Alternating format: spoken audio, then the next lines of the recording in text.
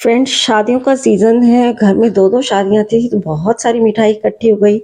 तो सोचा अब क्या करें इस मिठाई का, तो हमने सोचा चलो कोई नई रेसिपी बनाई जाती है। तो चलिए बनाना शुरू करते हैं। यहाँ पे मैंने लिया है 100 ग्राम तिल। अगर आप देख पाएँ तो ये एक बड़ी कटोरी है, जो थोड़ी-सी खाली है। तो तिल थोड़े कम ज़्यादा हो तो भी कोई फ़र्क नहीं पड़ता है। तो अब इन तिलों को मैंने सेक के ही रखा हुआ था, लेकिन फिर भी थोड़ी बहुत नमी आ जाती है। इस वजह से 5 मिनट के लिए मैं इन्हें और सेक लेती हूँ। क्योंकि जब हम मिठाई बनाएँगे ना तो उसमें थोड़ा कुरकुरा तिल अच्छा लगता है। तो देखिए 5 मिनट के लिए मैंने इसको सेक लिया है, बहुत अच्छी सी खुशबू भी आने लगी है। तो हम इसे निकाल देते हैं एक प्लेट में।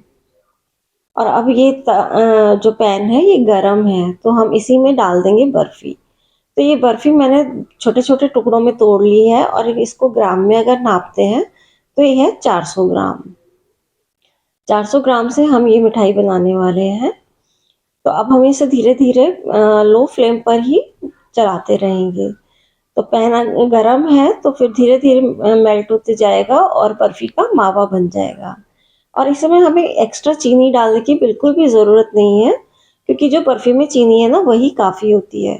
और वैसे भी आजकल तेज़ मीठा कोई खाना पसंद करता नहीं है, इसलिए चीनी अलग से डालने की ज़रूरत भी नहीं है। तो क्या है कि आज हमारे जो भी रिश्तेदार हैं वो भी आने वाले हैं, तो अब सेम मिठाई तो रखना अच्छा भी नहीं लगता है। तो मम्मी ने बोला कि चलो अपन इसी को थोड़ा-सा ना बदल देते हैं, क्योंकि बाहर से मिठाई लेके आए फिर वो भी पड़ी रहती है तो वो भी अच्छी नहीं लगती है, कि कितनी मिठाई खाएँगे। तो इतनी देर में देखिए हमारे तिल भी ठंडे हो चुके हैं, तो हम इसको मिक्सी में चला लेते हैं। तो इसे पल्स मोड पे हम चलाएँगे और बिल्कुल बस हल्का-सा, जैसे 2 बार आपने पल्स पे चला लिया ना, इतना ही चलाना है। तो देखिए इस तरीके का पाउडर होना ज़रूरी है। मैं हाथ में लेके आपको दिखाती हूँ। आप देख पा रहे होंगे कि इसमें कुछ साबुत तिल हैं और कुछ पिसे हुए तिल हैं। तो अभी हम एक साथ पूरा नहीं डालेंगे, आधा-आधा करके डालेंगे। पहले मैंने आधा डाल दिया है इसमें और फिर इसको मिक्स कर दिया है। और जब ये अच्छे से मिक्स हो जाएगा तब हम बाकी बचा हुआ डालेंगे और उसको भी मिक्स कर देंगे। देखिए अब ये वाला मिक्स हो चुका है, तो जो लास्ट में था वो भी मैंने इसमें डाल दिया है। अब इन सब चीज़ों को बहुत अच्छे से मिक्स कर देंगे। और इस टाइम हाथ थोड़ा ना जल्दी चलाना होगा, क्योंकि तिल जो ना बहुत तेज़ी से मॉइस्चर को सोक करते हैं। तो अगर सूखा हो जाए आपका मावा कि ऐसा लगे कि ये बन नहीं पाएगा बर्फ़ी के रूप में, तो आप थोड़ा-सा 1 या 2 टेबलस्पून ना इसमें दूध डाल दीजिएगा।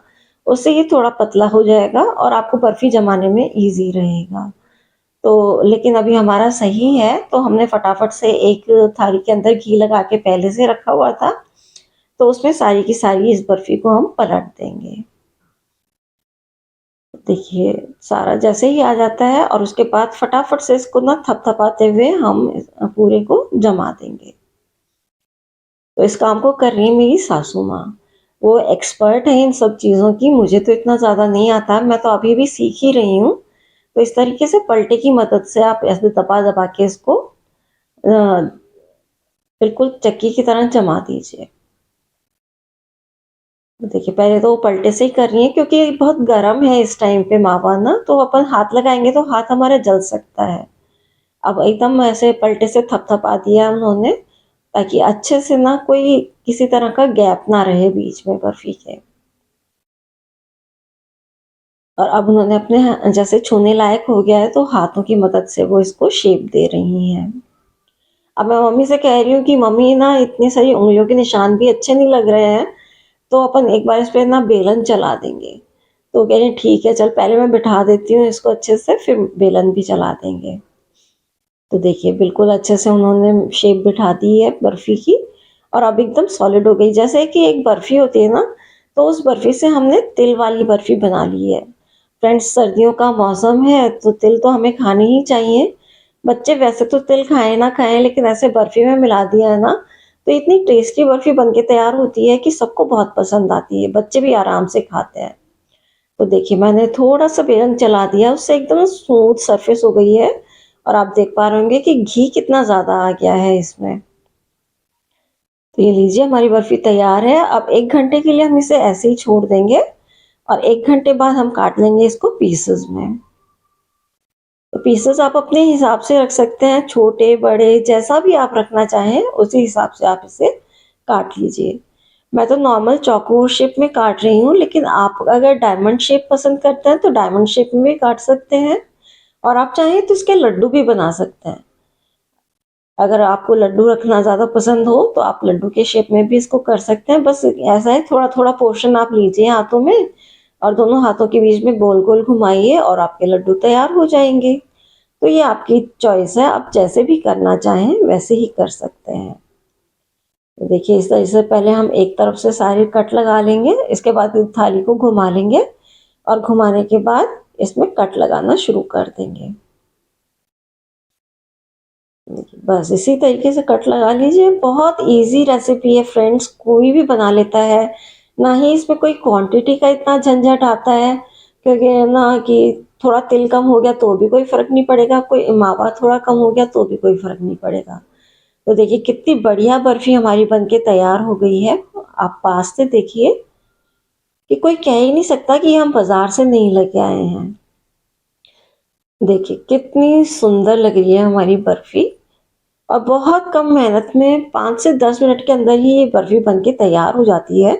तो अब कभी भी शादी वगैरह में से आपके यहाँ पे बर्फ़ी आती है या मावे की बर्फ़ी होती है या काजू कतली से भी आप इसे बना सकते हैं। काजू कतली इतनी ज़्यादा खाई नहीं जाती है।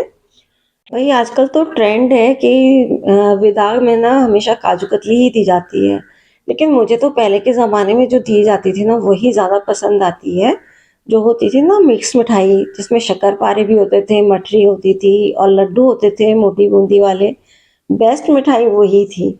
आप क्या सोचते हैं इस बारे में? आप कमेंट बॉक्स में ज़रूर से बताइएगा। तो देखिए अब मैं आपको एक बर्फ़ी को तोड़ के दिखाती हूँ कि कैसी बनी है बर्फ़ी। तो फ्रेंड्स अगर आपको ये पसंद आती है रेसिपी और ये यूज़ पसंद आता है बर्फ़ी का, तो प्लीज़ मेरे चैनल को लाइक शेयर सब्सक्राइब ज़रूर से कीजिएगा। और इस बार शादी में आपके यहाँ मिठाई आती है तो आप ये ज़रूर से बनाइएगा। तो मिलते हैं फिर किसी और वीडियो में, तब तक के लिए नमस्कार।